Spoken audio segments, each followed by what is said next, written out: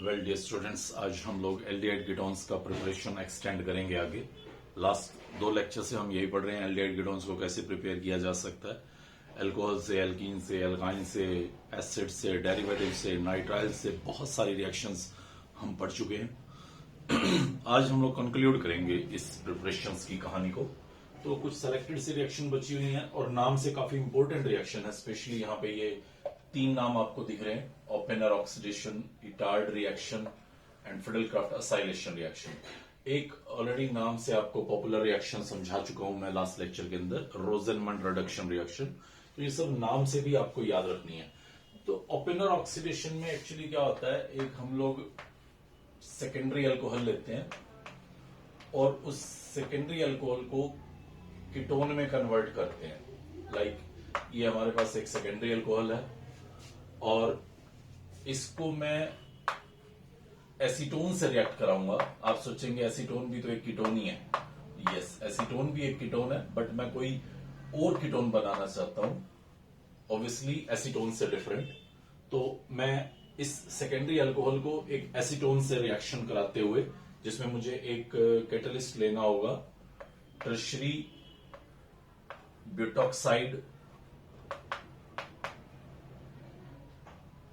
Aluminium, tertiary butoxide aluminium, ये कुछ catalyst की फॉर्म में एक्ट करने वाला रीजेंट रहेगा। अगर मैं इसकी शक्ल दिखाऊं आपको तो ये कुछ ऐसा रहता है, CH3 थ्राइस CO, ये 3 लगे हुए हैं एल्यूमिनियम के साथ। और थोड़ा सा ओपन करें हम इसको तो एल्यूमिनियम के साथ ये OC एंड CH3 3, सिमिलरली ये फिर एक और OC एंड 3 CH3, सिमिलरली एक और O एंड C एंड फिर 3 CH3। तो इस तरह से ये आपके पास टर्शरी ब्यूटॉक्साइड एल्यूमिनियम है। ट्राई टर्शरी ब्यूटॉक्साइड एल्यूमिनियम भी बोल सकते हैं आप इसको। तो मैं इन शॉर्ट जस्ट इसका फॉर्मूला यहाँ पे कैटलिस्ट की फॉर्म में लिख देता हूं और वही आपको याद रखना होगा, लाइक दिस। तो अगर क्रैमिंग की फॉर्म में याद रखेंगे तो भी चलेगा, ये ज्यादा मुश्किल पॉइंट नहीं रहेगा यहाँ पे। ये जो आपने अल्कोहल लिया है, ये अल्कोहल एक्चुअली कीटोन में बदल जाता है और जो आपने कीटोन लिया हुआ है एसीटोन, वो अल्कोहल में बदल जाता है, लाइक दिस। अब ध्यान से देखेंगे तो ये जो मिथाइल है वो यहां शिफ्ट हो गया और ये जो आर है वो यहां पे शिफ्ट हो गया आगे। तो इस तरह से आप जो भी एक पर्टिकुलर कीटोन बनाना चाहते हैं एसीटोन की हेल्प से, तो आप इस ओपेनर ऑक्सीडेशन को यूज कर सकते हैं। अगर आप थोड़ा बहुत मैकेनिज्म पे काम करना चाहें, हालांकि मुझे लगता नहीं है कि बिल्कुल भी आवश्यकता हो, आप एज इट इज इसको ऐसे ही छोड़ सकते हैं, जितना मैंने बोला उतना ही रिकॉर्ड रख सकते हैं। पर फिर भी अगर आप मैकेनिज्म देखना चाहें यहाँ पे, तो ये कुछ इस तरह से यहां से H नेगेटिव आउट होता है और वो H नेगेटिव आउट होने के बाद इस कार्बोनिल पे अटैक करता है। तो इस कार्बोनिल पे जब वो अटैक करेगा तो सी हेयर, ये H यहाँ पे अटैक करेगा, O पे नेगेटिव आ जाएगा और वो नेगेटिव यहां से निकले हुए H को ले लेता है। तो आपके पास ये एक अल्कोहल बन जाता है सेकेंडरी, और ये कीटोन। तो ऐसा देखेंगे तो कुछ नहीं हुआ, एक सेकेंडरी अल्कोहल ले रखा था, एक कीटोन ले रखा था और एक कीटोन और एक सेकेंडरी अल्कोहल बन गया। बट अगर आप देखें तो आर्स रिप्लेस हो गए हैं। जो कीटोन आपके पास था उसके बदले में कोई आपका डिजायर्ड कीटोन और हो सकता है, जहां पे ये यार आपकी चॉइस के 2, 3, 4 कार्बन के हो सकते हैं। तो हालांकि नाम से इंपॉर्टेंट रिएक्शन है, तो इसलिए सिर्फ याद रखिएगा कि सेकेंडरी अल्कोहल और कीटोन के बीच की रिएक्शन ओपेनर ऑक्सीडेशन है। दूसरा देखें आप, फ्रॉम जेम डाइहैलाइड। जेम डाइहैलाइड क्या होते हैं? एक ही कार्बन पे 2 हैलाइड्स लगे होना, इसको बोलते हैं जेमिनल डाइहैलाइड या जेम डाइहैलाइड।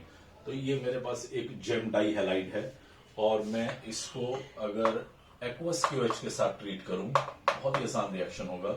OH यहां पे अटैक करेगा, Cl को सब्स्टिट्यूट कर देगा, 2 एक्वस QH सेम अटैक करेंगे, 2 Cl आउट हो जाएंगे और आपके पास बनेगा CH3 CH OH।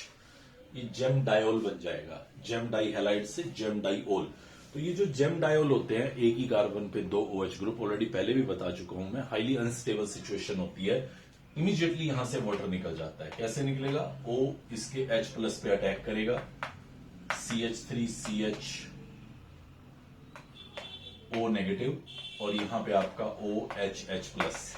फिर ये यहाँ पे डबल बॉन्ड बना लेगा और यहाँ से वाटर आउट हो जाएगा, तो water released and you will be having CH3CH double bond O। और ध्यान दें ये आपका एल्डिहाइड बन चुका है।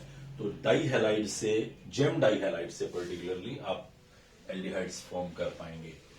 नेक्स्ट एक और नाम से रिएक्शन दिखा रखी है मैंने, यहीं जस्ट नीचे देखें आप, फ्रिडल-क्राफ्ट असाइलेशन। एरोमेटिक कीटोन बनाने के काम आने वाली रिएक्शन है और बहुत ही आसान है। मैं कुछ स्पेशल नहीं बता रहा, मुझे लगता है ऑर्गेनिक स्टार्ट की थी तब से पढ़ रहे हैं हम इस रिएक्शन को। फ्रिडल-क्राफ्ट असाइलेशन आप बेंजीन का करें, CH3COCl विद AlCl3 डाल दीजिए, तो ये Cl नेगेटिव इस Al के साथ आउट हो जाएगा, आपके पास ये एसाइलियम कार्बोकेटायन बनता है और ये इस बेंजीन पे सब्स्टिट्यूशन शो करेगा। जो सिंपल इलेक्ट्रोफिलिक सब्स्टिट्यूशन होता था, ये आपके पास एसीटोन बन जाए, सॉरी कीटोन बन जाएगा। This is methyl phenyl ketone, methyl phenyl ketone, ये आपके पास एक पर्टिकुलर प्रोडक्ट है। नेक्स्ट एक और नाम से रिएक्शन देखें आप कोई सब्स्टिट्यूटेड रीजेंट भी यहाँ पे ले सकते हैं। सपोज करें मैं क्लोरोबेंजीन के साथ फ्रिडल-क्राफ्ट असाइलेशन करता तो भी ये आपका कीटोन बन रहा था। एसीटोफिनोन का सब्स्टिट्यूशन है, ये Cl लग गया। अगर मैं पहले वाली रिएक्शन बताऊं, इसका नाम पहले थोड़ा कंफ्यूज हो गया मैं, एसीटोफिनोन बोलते हैं इसको, कॉमन नेम है एसीटोफिनोन। तो ये एसीटोफिनोन बनाया था मैंने, जब बेंजीन लिया, अब मैंने Cl ले लिया है तो क्लोरो एसीटोफिनोन बन जाएगा, ये Cl यहाँ पे लग जाएगा। ऑर्थो प्रोडक्ट भी बनेगा बट पैरा मेजर होगा, तो इसलिए मैं यहाँ पे पैरा दिखा रहा हूं। नेक्स्ट रिएक्शन देखिए, इटार्ड रिएक्शन। सी, हम लोग क्या करते हैं, नाम से भी पॉपुलर रिएक्शन, एरोमेटिक बेंजल्डिहाइड बनाने के काम आएगी ये रिएक्शन। ये मैंने टॉल्विन ले लिया और इस टॉल्विन के साथ मैं क्रोमाइल क्लोराइड डालता हूं, CrO2Cl2, CS2 में या CCl4 सॉल्वेंट में आप ये क्रोमाइल क्लोराइड डालें, तो ये आपको एक अनस्टेबल सा प्रोडक्ट देगा, सी लाइक दिस।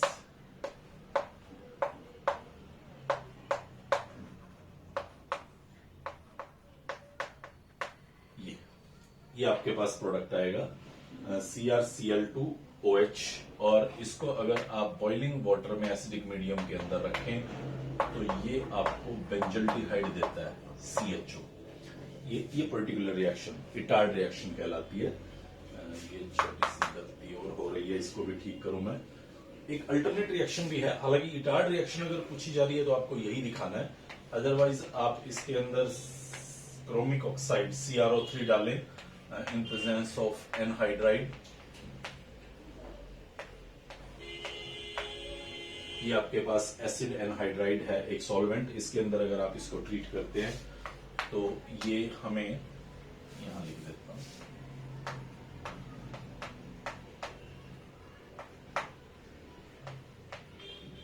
इस तरह का एक प्रोडक्ट देगा और अगेन वाटर के अंदर बॉईल किए जाने पे एसिडिक मीडियम में ये आपको बेंजल्डिहाइड देगा।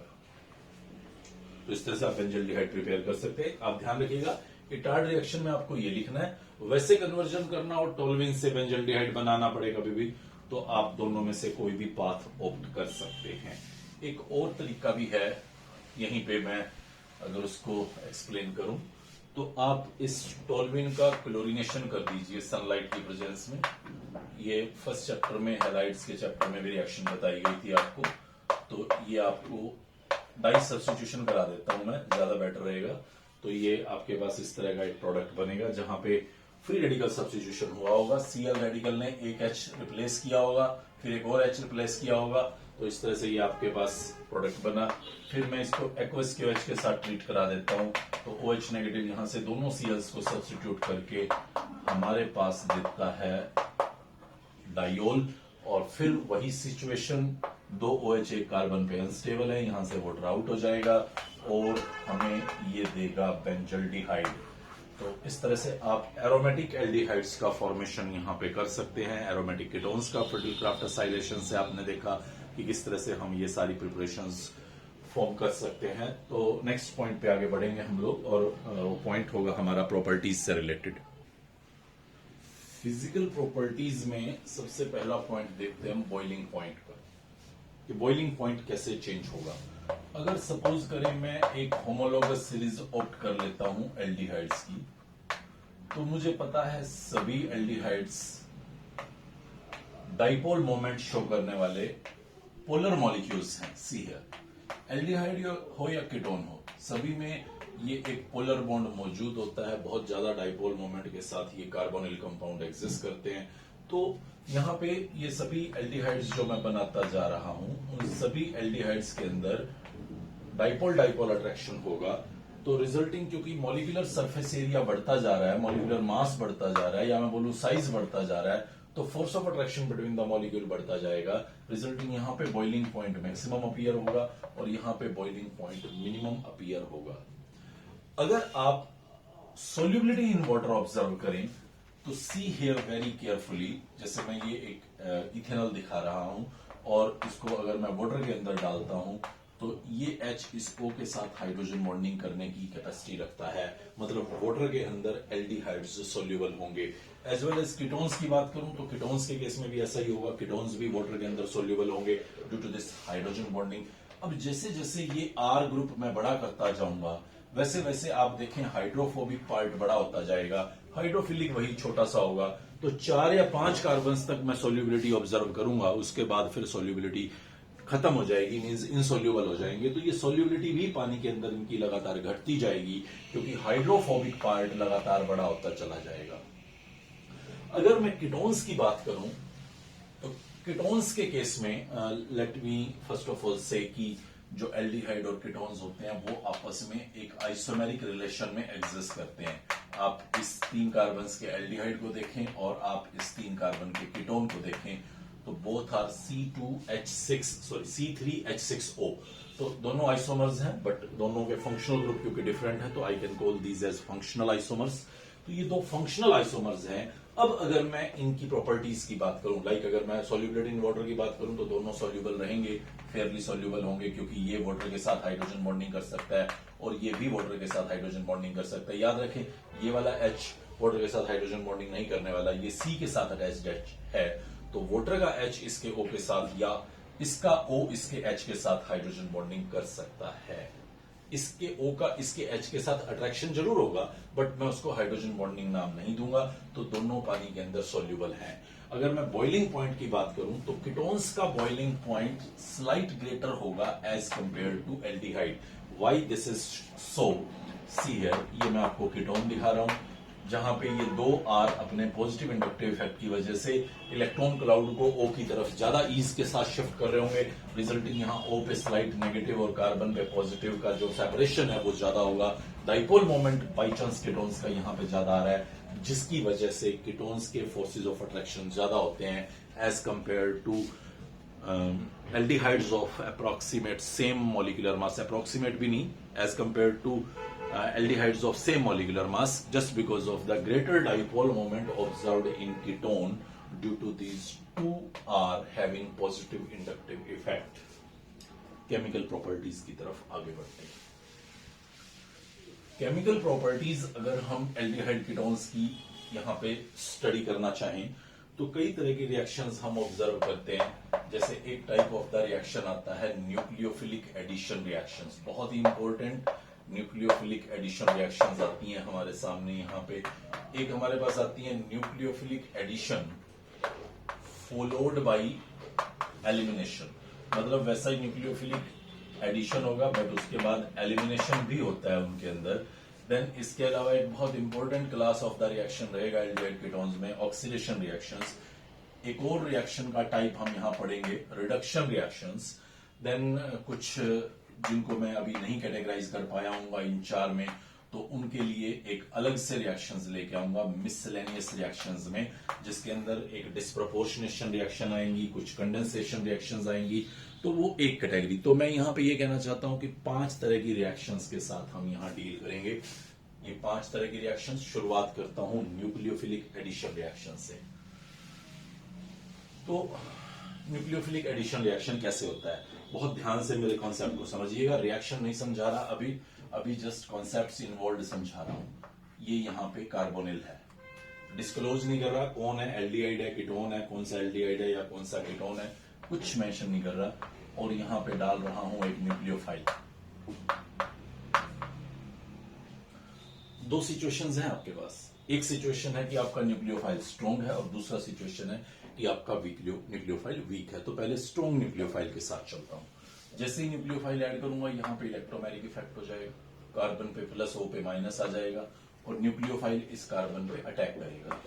सी, ये न्यूक्लियोफाइल ने कार्बन पे अटैक कर लिया, ओ पे नेगेटिव चार्ज आ गया, ओ ने इसके एच को ले लेना है, ये OH बन गया। देखिए ऑर्गेनिक केमिस्ट्री में C डबल बॉन्ड O यानी कि कार्बोनिल का bond one of the strong bond consider किया जाता है, one of the stable bond consider किया जाता है। कभी भी सिंगल बॉन्ड में बदलना नहीं चाहता, बदल रहा है मजबूरी में, ऑप्शन नहीं है। यहां पे एडिशन हो रहा है जस्ट बिकॉज यहां जो ग्रुप मैं लगाने वाला हूं वो R या H लगाने वाला हूं या दोनों R लगाने वाला हूं, तो ये कोशिश जरूर करता है कि ये यहां पे वापस रीजनरेट हो जाए, क्योंकि ऑर्गेनिक में CO one of the weak bond है और C double bond one of the most stable bond है। तो एक स्टेबल बॉन्ड से एक वीक बॉन्ड बनना नहीं चाहता, बट अभी कोई ऑप्शन नहीं है उसके पास। वो एडिशन अगर कर रहा है तो उसको सीट सिंगल बॉन्ड बनाना ही पड़ेगा, उसकी ये कोशिश वापस रीजनरेट होने की नाकाम हो जाती है। ये सिंपल सा न्यूक्लियोफिलिक एडिशन का कैरेक्टर रहता है एल्डिहाइड और कीटोन्स में। ओके, ये तो हुआ स्ट्रॉन्ग न्यूक्लियोफाइल का स्टोरी। मान लीजिए कोई वीक न्यूक्लियोफाइल है, इसको मैं फिर फ्री कर देता हूं, यहां पे अभी कुछ क्लियर नहीं कर रहे कि कौन है। अगर मान लीजिए मैं कोई वीक न्यूक्लियोफाइल लेता हूं, तो वो वीक न्यूक्लियोफाइल यहां पे इलेक्ट्रोमैग्नेटिक इफेक्ट इतने अच्छे से नहीं कर पाता, रिजल्टिंग हमें इसे इलेक्ट्रोमैग्नेटिक इफेक्ट करके देना पड़ता है, क्योंकि जब तक इस बॉन्ड में आयनिक कैरेक्टर डेवलप नहीं होगा तब तक रिएक्शन नहीं हो सकती। इलेक्ट्रोमैग्नेटिक इफेक्ट होना ही होगा, तभी यहां पे न्यूक्लियोफाइल का अटैक पॉसिबल है। और क्योंकि न्यूक्लियोफाइल वीक ले लिया तो वो अटैक करा नहीं पा रहा यहां पे ऐसे, रिजल्टिंग मैं क्या करता हूं, इसके अंदर कोई एसिड डाल देता हूं एज ए कैटलिस्ट। वो एसिड क्या करता है, यहां से इस ऑक्सीजन के लोन पेयर्स उसके H+ को ले लेते हैं और रिजल्टिंग ये मुझे कुछ इस तरह का एक सिचुएशन जनरेट करके देगा। अब ये ऑक्सीजन इलेक्ट्रॉन का भूखा हो गया है, तो रिजल्टिंग वो कार्बन पे प्लस क्रिएट करके आपका वो काम आसान बना देगा, मतलब आई इलेक्ट्रॉन्स को पे शिफ्ट कर देगा। अब ये न्यूक्लियोफाइल जो वीक है बट स्टिल अब उसको कोई दिक्कत नहीं है, अब वो यहां पे अटैक करके आपको वही एडिशन प्रोडक्ट्स दे सकता है जो एडिशन प्रोडक्ट आपको स्ट्रॉन्ग न्यूक्लियोफाइल में मिला था। तो आप यहां पे समझ पा रहे होंगे आसानी से कि किस तरह से ये H+ कैटेलाइज करके न्यूक्लियोफिलिक एडिशन को यहां एनहेंस कर सकता है। अब मैं यहां पे क्या करता हूं, कुछ डिफरेंट एल्डिहाइड्स कीटोन्स लूंगा और मैं देखूंगा कि न्यूक्लियोफिलिक एडिशन कहां पे ईज के साथ होता है। तो मैं एक सबसे सिंपल केस ले रहा हूं फॉर्मेल्डिहाइड का, फिर मैं एक केस ले लेता हूं एल्डिहाइड का, फिर मैं एक केस ले लेता हूं कीटोन का, और मैं देखना चाहता हूं कि तीनों में कहां पे मुझे न्यूक्लियोफिलिक एडिशन फास्टर नजर आएगा। तो देखो ये यहां पे शिफ्टिंग होना है, शिफ्टिंग होने के बाद ये आपके पास कार्बन पे पॉजिटिव चार्ज आना है। अब न्यूक्लियोफाइल को यहां पे अटैक करना है। जितना ज्यादा यहां कार्बन पे पॉजिटिव चार्ज होगा उतना आसानी से न्यूक्लियोफाइल यहां पे अटैक कर पाएगा। अगर आप ये सिचुएशन यहां पे ऑब्जर्व करें तो यहां कार्बन पे पॉजिटिव कम है, यहां पे आप ऑब्जर्व करें तो यहां पे तो कार्बन पे पॉजिटिव और भी कम है। और अगर मैं सपोज करें यहां पे एक और पर्टिकुलर एल्डिहाइड या कीटोन कोई पुट करना चाहूं, लाइक C है, मैं ये C6H5 फिनाइल ग्रुप लगा दिया और एक मिथाइल लगा दिया, ये एसिटोफिनोन लिखा है मैंने यहां पे। और अगर मैं यहां पे देखना चाहूं तो ये आपको कुछ यहां कार्बन का प्लस बनता नजर आ रहा है। बहुत ध्यान से देखना आपको इस पॉइंट को, बहुत ही इंपॉर्टेंट क्वेश्चंस की कैटेगरी रहेगी यहां पे। ये देखिए चारों जगह पे मैंने न्यूक्लियोफाइल के एडिशन पे इलेक्ट्रोमैग्नेटिक इफेक्ट ऑब्जर्व कर रखा है, एक स्ट्रॉन्ग न्यूक्लियोफाइल मैंने यहां पे डाल रखा है। अब मैं चेक करना चाहता हूं कि कहां कार्बन का प्लस मैक्सिमम है, वहीं पे रिएक्शन आसानी से होगी।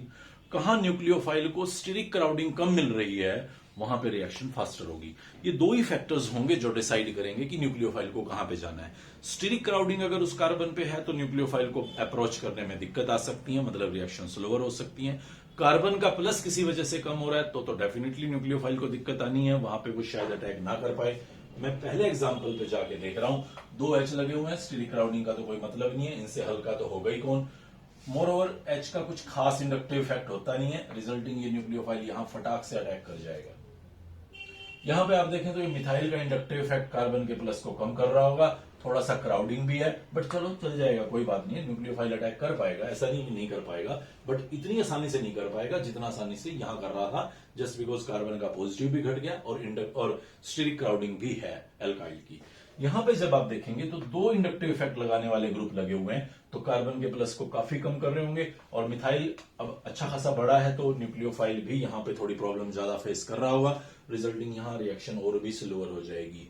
और नेक्स्ट एग्जांपल पे तो और गजब, कार्बन का प्लस रेजोनेंस से स्टेबलाइज हो रहा है। ये तो इंडक्टिव से स्टेबलाइजेशन कर रहे थे कार्बन के प्लस को, जबकि यहां तो रेजोनेंस से स्टेबलाइजेशन हो रही होगी कार्बन के प्लस की, रिजल्टिंग ये प्लस रेजोनेंस में यहां यहां और यहां घूम रहा होगा, रिजल्टिंग इस कार्बन के प्लस का मैग्नीट्यूड बहुत ही कम हो चुका होगा, और ये भारी भरकम जो इंडक्टिव जो स्टेरिक क्राउडिंग दे रहा होगा, जो स्टेरिक हिंड्रेंस दे रहा होगा, उस वजह से तो इस न्यूक्लियोफाइल को यहां पे अटैक करने में बहुत ही दिक्कत आने वाली है। रिजल्टिंग मैं कह सकता हूं कि इसके अंदर न्यूक्लियोफिलिक एडिशन सबसे स्लो रहेगा और इसके अंदर न्यूक्लियोफिलिक एडिशन सबसे फास्टर आप ऑब्जर्व करेंगे।